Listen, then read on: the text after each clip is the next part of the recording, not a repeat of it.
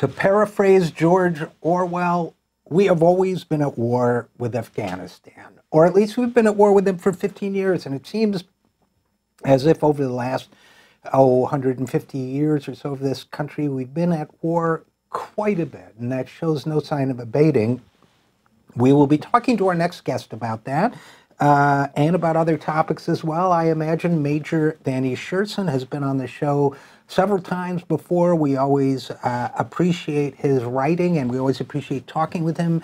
Major Sjursen is a U.S. Army strategist and former history instructor at West Point. He served tours of duty doing reconnaissance in Iraq and Afghanistan. He's written a memoir and critical analysis of the Iraq War called Ghost Riders of Baghdad, Soldiers, Civilians, and the Myth of the Surge. And he started writing again prolifically as usual. There were several things I wanted to talk to him about. So first of all, Danny, thanks for coming back on the program. Oh, thanks so much for having me. It's always a pleasure. Secondly, how you been? It seems like we heard a little less from you for a while. What's been going on in your world? Well, before I start, I'm going to be extra careful and say that what we're going to talk about is my own personal opinion in an unofficial capacity and does not speak for the Army or the Department of Defense.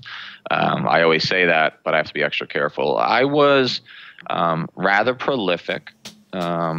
To be, honest, for about 18 months. I was putting out 2 to 4 articles a week. And then this summer, I was on a bit of a hiatus. And I was only writing history articles because I was under an investigation within the Army. The public affairs officers, censors, sort of got upset with me and tried to actually claim that I was breaking the Uniform Code of Military Justice, which is essentially our version of criminal law, for having been contemptuous of the president and senior officers. So I was in a bit of a legal fight for a few months.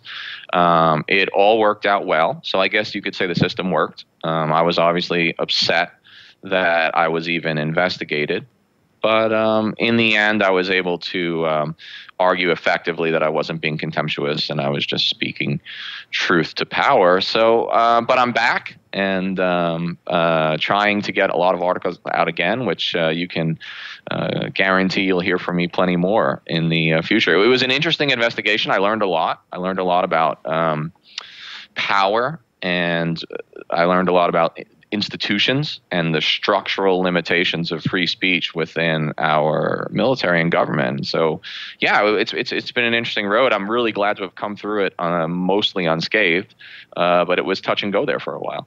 Well, I'm glad it worked out for you, and I'm certainly glad to have your voice back. I think a lot of people who have either not served in the military or studied military affairs much don't realize how complicated and interesting, and maybe interesting is the wrong word when you get caught in the jaws of it, but how complex and interesting a code of conduct is for members of the United States military, the rights of free speech, provided you as you always do, make it clear you're not speaking for the military or the government in any way, and even the responsibilities that a military officer has to potentially challenge or question unwise orders and so forth. Although that I assume has nothing to do with writing, but I'm thinking, of course, of H.R. McMaster's book, among others, Dereliction of Duty, which a lot of people, including myself, were impressed with when he wrote it in the 90s about officers' responsibility during the Vietnam War and so on. So it's a complicated maze. I'm sure any large institution could be Kafkaesque when you get caught in the middle of it. So we're glad to see you come out the other side and be writing not just about history, although I really enjoy your history writing, but about policy, military policy as well. And as long as you're talking about decisions made, I can't see how that can be contempt of reporting. I would interpret it as. Well, it's very interesting because the military, on the surface, claims to be a very intellectually diverse organization, that they want critical thinking. and that's the public policy, right? That's the party line. But the reality is that as a military officer on active duty, which I still am for a few more months, the president is my commander in chief. So he is directly in my chain of command. And so while I have certain rights to free speech, I have to be very careful about anything that I say specifically about this administration or any senior officers in my chain of command. So the military is a separate beast. It has its own sort of legal framework. And so free speech is limited just by the nature of the organization. When I'm out of the Army, obviously I'll be able to speak more freely. But that being said, I do have to admit, to be fair, that the Army overall has given me a lot of rope. They've given me a good deal of freedom. Obviously, I wrote somewhere near 80 articles last year, and despite this investigation, they've pretty much allowed me to speak frankly, as long as I give my my disclaimer at the start of interviews and articles as well. But yes, it was a little Kafkaesque. I found myself hard pressed to understand exactly what I had done wrong. Obviously, it worked out. So, senior officers who were in my chain of command did the right thing and actually ended up protecting me. And I walked away with basically a verbal admonishment, which, to be quite frank, was the best case for me. All right. Well, I'm really glad it worked out as well as it did. I do recall during the Obama presidency some criticism from military officers there as well. So, all right, so here you are, and you're writing again, and I am delighted to see you writing again. It's for a lot of Americans. Let's start with Afghanistan and blowback from American policy in the greater Middle East, which you wrote about recently. I guess I suppose I'm being a little bit flippant in quoting Orwell, but there are many Americans alive today, many of them, I think, for example, of some of the new crop of congressional candidates who have a strong likelihood of going to Congress next year, who for more than their entire adult life, we've been at war in Afghanistan. It's gone on for an extraordinarily long period of time, and I still feel as if people don't understand what we're doing there, what we're doing in Iraq, the consequences of our interventions there. I feel somehow that in the heated debate that this country has over other kinds of policy, economic or social, that somewhere along the line we're not having the debate we ought to be having about our military policy, just on the broadest level, starting with that. What are your thoughts on that? I have so much to say about Afghanistan, and I'm glad we're talking about it, because the fact that you and I are having this conversation is in itself unique. And what I mean by that is I write primarily with most of my time, and sometimes I'll have CNN or MSNBC or Fox in the background for 6, 8, 10 hours straight. And I had this experience a few days ago, and 10 straight hours that I had CNN on, there wasn't a word about American foreign policy. And the name of the war, the longest war in our history, Afghanistan, was not once uttered. Because of the Kavanaugh hearings, because of Trump sort of sucking the life or the all the time out of every room with his own sort of bombastic personality. And so the war in Afghanistan is, I think, a national crisis. Not because Afghanistan poses any sort of existential threat to the United States. I don't believe it does. The crisis that I'm talking about is the one that you mentioned, which is that we have members of Congress, freshmen congressmen entering or will enter after 2018, that their entire adult life, since they were in the 5th or 6th grade, we've been at war. Something to keep in mind, and I'm writing an op-ed right now for the anniversary of the Afghan war beginning, which will be next week sometime from October 2001. It's the 17th anniversary. We'll be entering our 18th year of war. What does that mean? Well, it means something actually very, very disturbing, which is that this year, children born after the 9/11 attacks will begin joining the United States Army. And because they'll be joining the United States Army, some of them, some percentage of them, will serve in the war in Afghanistan, which began while they were not yet born. That has never happened in American history. Now, we're not a very old country, but we have been around coming up on 250 years now. And never once in American history has a child been born at war and then served in that same war. So what's remarkable about it is not only that that's the case, but that no one is discussing it. And that's why I chose to write about Afghanistan now. That's why I'll be spending the next week sort of putting out article after article on the Afghan war anniversary, because I feel like I'm screaming in the dark and hoping Americans will listen, because we really do have to discuss this Afghan war and ask a few questions, and I'm sure we'll talk about this. We have to ask the following questions. One, what are we accomplishing currently? Two, what can be accomplished? Three, what is the exit strategy? And four, and finally, what does it mean for a republic to stay at war for nearly 2 decades? I don't think we understand the damage that we're doing to the ostensible democratic institutions of the country. Yeah, I think that's an excellent breakdown of the issues, to which I would only add, and it's implicit in everything you said, Danny Sjursen, that we've reached a state, I believe, in our political process where war has become the default state, where it used to require a certain amount of conviction in order to declare war, and a certain amount of political will, theoretically at least, to declare war. It now appears that it requires a certain political will and conviction to end war, and that we don't have it, and that nowhere in our political debate does it exist, nowhere in the popular imagination does it exist. I do want to talk about Afghanistan, but I also want to note that since I've been staying on the Yemen story that you and I have talked about in the past,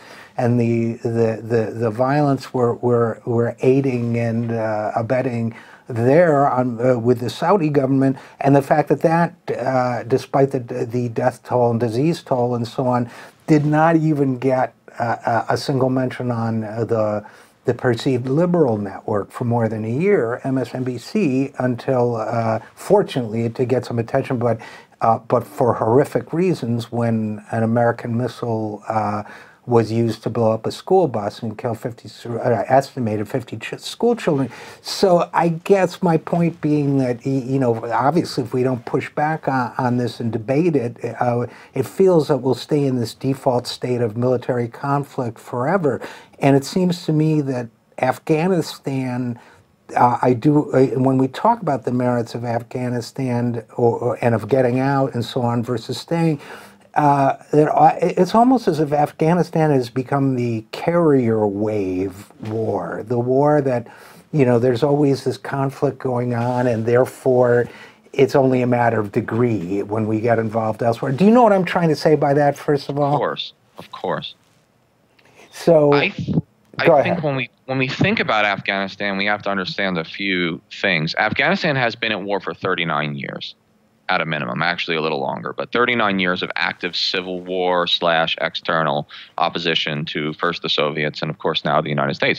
We've actually only been part of that for 17 of those 39 years. And so to understand the war in Afghanistan, one has to take the broader contextual look and understand that America is only one part of this war. We entered an Afghanistan that was ugly. We will leave an Afghanistan that is ugly. It's only a question of when.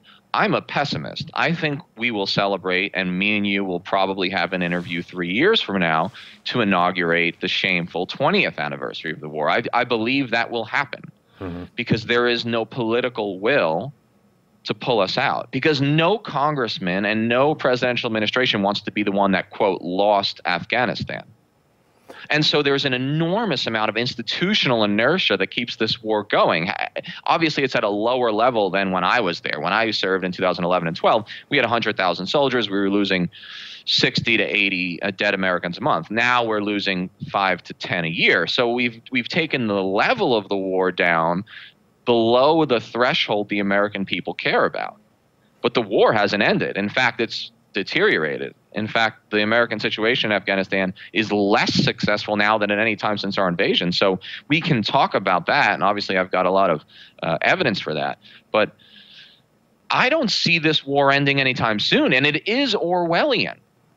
Yes. In 1984, they always were at war with someone. The world, the big brother government maintained an enemy in order to keep the people in line and keep the people scared. And the war in Afghanistan has become that sort of Orwellian struggle. And a couple thoughts on that. First of all, and again, we're talking with Major Danny Sjursen, who's speaking on his own behalf, on his own writing, and thinking about our military policy. A couple thoughts about that, Danny. One is, of course, we've only been involved militarily for 17 years, but in the 1980s, as you well know, when the Soviets were bogged down in conflict there, we were actually arming and aiding the forces that we are now fighting. Isn't that correct? That's completely correct. Even though the United States military has only been on the ground for 17, going on 18 years now, the CIA and the United States just in general, okay, its diplomatic and its intelligence corps has been involved in Afghanistan since at least 1979. This article I most recently wrote, I called it Insider Attacks. And what an insider attack actually refers to in Army lingo, there's two names for it. One is insider attack. The other one is green on blue incident. In Army terminology, green forces refer to our allies, our ostensible allies, and blue forces refer to Americans. So a green on blue attack is when an Afghan police officer or soldier that we've trained turns his gun on the American Army. So what prompted me to write this article was the second fatal insider attack of this year that killed an American sergeant major in the beginning of September. This was the 102nd incident in the last 5 years of Afghan soldiers or police officers turning their guns and fatally killing an American soldier. 102nd time this has happened. What I decided was that this represented something more than just an individual betrayal, an individual tragedy, and is more reflective of American policy more generally. I would argue that almost everything that has happened in the Middle East since we really started getting involved in 1979, or at least started getting more actively involved in 1979, almost every attack, almost every terrorist attack, almost every insurgency has really been an insider attack. And what I mean by that is that almost all of the people we're currently fighting were at one time on the American payroll. Right. Because the jihadis, the Taliban, what is now the Taliban, were on the American payroll throughout the 1980s because we wanted them to fight the Soviets, because we believed that in the Cold War that everything should be seen through the US-Soviet lens. And so we ended up backing and arming and financing these extraordinarily Islamist sort of fundamentalists. And no one thought about what they were going to do with the guns once the Soviets left, which they did in 1989. Right. And so many of the people we're fighting, even in the Taliban, they or their fathers or their cousins used to be on the American payroll. So now I would say an insider attack is not just when an Afghan soldier shoots an American soldier, but rather even when the Taliban attacks an American base on a broader scale, you can look at that as an insider attack. So what's my conclusion? It is this. American foreign policy has been utterly counterproductive in the greater Middle East coming up on 40 years now. And you could argue that, to underscore your point, you could argue that large elements of ISIS, for that matter, I suppose, would fit your definition of insider attacks, too. There are both sides of that conflict, people on both sides of that conflict who have been on the U.S. payroll at one time or another, or who are bearing and carrying and firing U.S.-made weapons and so on. So I absolutely understand what you're saying there, and I guess to that point, there's another piece I want to add, because when Americans, a lot of times when people in this country talk about Middle Eastern policy, and especially Afghanistan, but it tends to be, a kind of perception, I think, biased perception of the Middle East. Now, people say, well, Afghanistan, those people have been at war for 300 years. It's a savage, violent people in a savage, violent land, and so on. But I'm old enough to remember when, older kids, from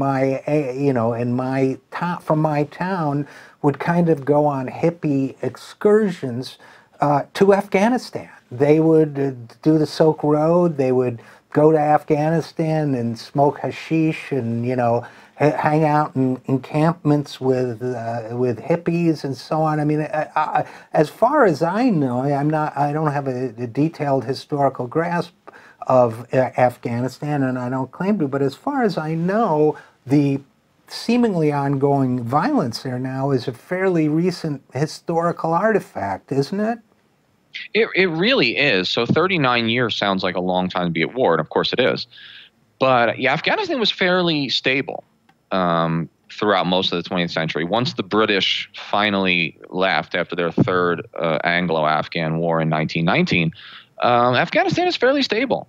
The way it manages it is they have a king, but they have a very decentralized federal system where there's a lot of local autonomy. Afghanistan's war has a lot to do with external intervention, whether it be the Soviets or the Americans, or in many cases both. An internal civil war between a newly installed communist regime and a tribal Islamist traditional force was really turned into a massive war by the intervention of external powers. And that would be primarily the U.S. and the Soviets, right? That's exactly right. And so what has happened is Afghanistan has become this proxy war. And make no mistake, when the United States leaves Afghanistan, whenever that is, quite frankly, it could be a decade from now. I'm a pessimist. But whenever the United States leaves, and it will eventually leave, there will be violence. But what will happen is there will be an Afghan solution to an Afghan problem. It won't be pretty. It will be very ugly. But the reality is, what I'm arguing is that external intervention, whether by the Soviets or the United States, has only worsened the problem. And actually, when Afghanistan was largely left alone throughout the 20th century from about 1919 to 1973, when the king was deposed, Afghanistan was a fairly stable place. And you're right, it was a stop on the hippie road. It was a stop on that sort of hippie trail. And so Afghanistan is not destined to be at war forever. That is culturally obtuse and frankly somewhat racist to believe that. Afghanistan is at war, but we are not innocent in the outbreak or the perpetuation of that war.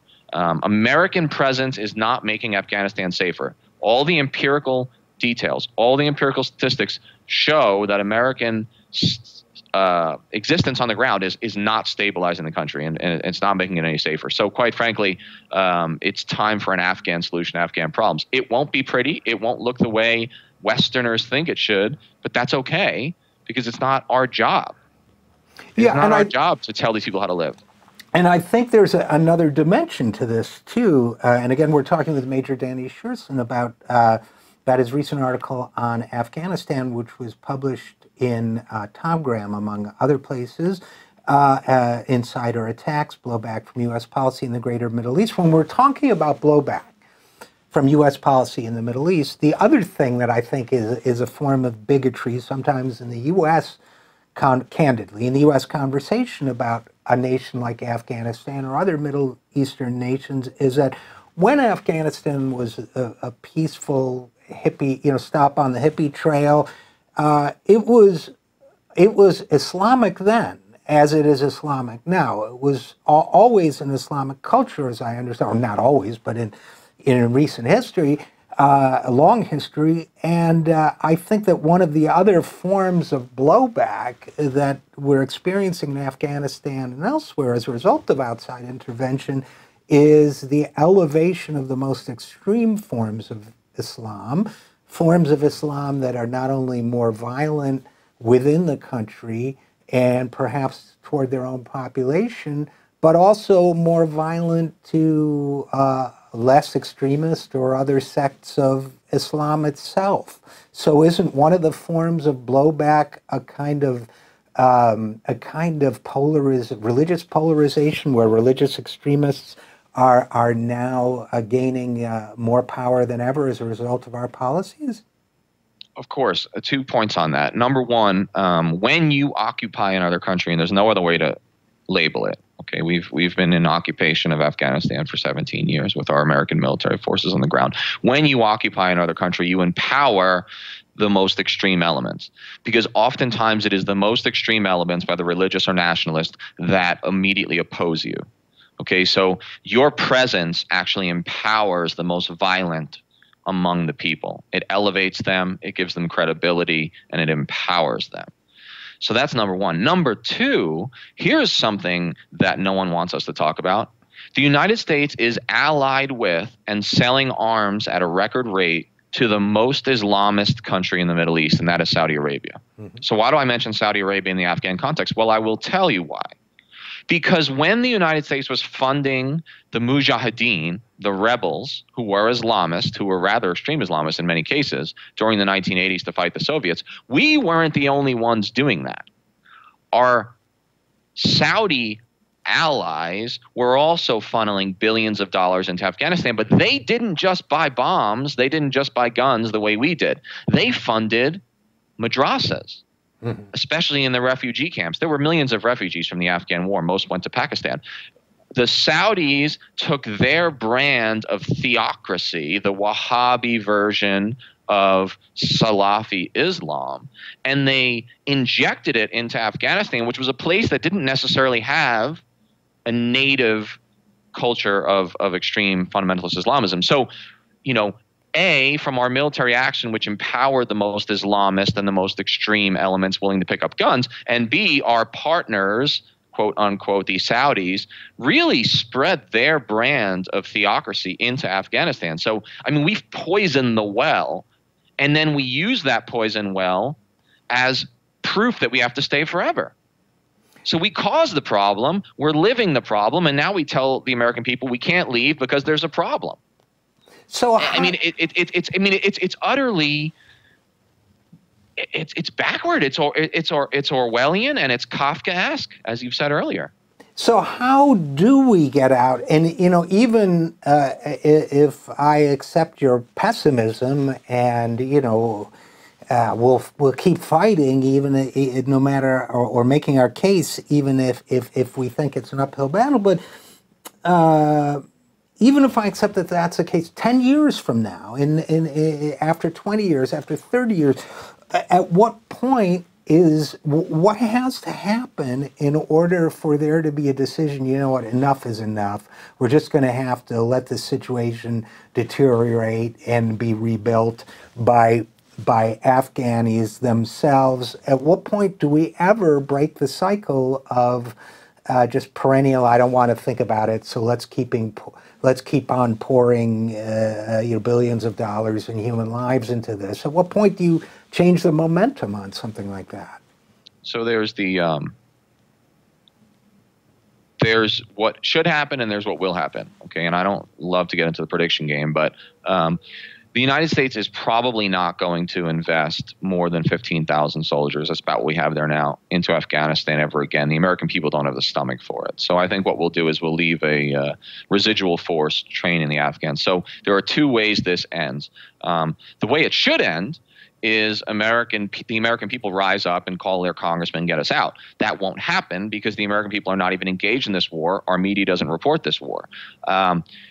Here's something I'll say. If there were conscription in the United States, if there was a military draft, Danny says the war would have ended 16 years ago. Because the American people would not send their sons and daughters as conscripts, as draftees, as unwilling soldiers to fight a war that is not in the American strategic interest. And the American people would shut this war down 15 years ago if there was a draft, but there isn't a draft. So there's what should happen, I just described. What will happen is I think the war will only end when the Taliban wins. Now, winning won't mean a complete takeover of the country. I believe that northern Afghanistan will probably remain in the hands of the Tajik and Uzbek minorities, and they won't turn over to the Taliban. But I think what will happen sometime between tomorrow and 10 years from now is that the Taliban will overwhelm the Afghan security forces in the south and east of the country, and the country will split into basically rival factions, and there'll be a northern Afghanistan and a southern Afghanistan. That's what I think will happen, and I think until that happens, until we're faced with just utter defeat, the American political machine will keep this war going. Yeah, well, I'm afraid you're right, and I feel that the only thing we can do is keep shining a light on what's wrong with this policy and how also this, what we're doing in Afghanistan reflects deeper structural problems with the way our democracy addresses military issues, the way our culture both deifies and buries the military experience for those who are part of it, which I think has a lot to do with the lack of a draft. I remember the draft. I think the way we handle it has a lot to do with the economic influence that the defense industry has. I mean, there are so many factors that go into how we feel about American exceptionalism and so on. But I think that I also think, in addition to everything you've said, that until there's a cultural shift led by a political movement of some kind, or people willing to draw attention to this as you've done, I feel that we're always going to have a default national security inclined state, if that makes any sense. Sort of closing thoughts I'll give to you. Yeah, I mean, we do live in a national security state, and we are perpetually at war in an Orwellian sense. All I can say is the role that I'm trying to play. So, I decided to speak out. I decided to dissent on the first day that I realized I could no longer tell the widows and mothers of my soldiers what they died for. The day that I knew I could no longer tell them in good faith that they died for anything besides each other, then I knew I had to speak out.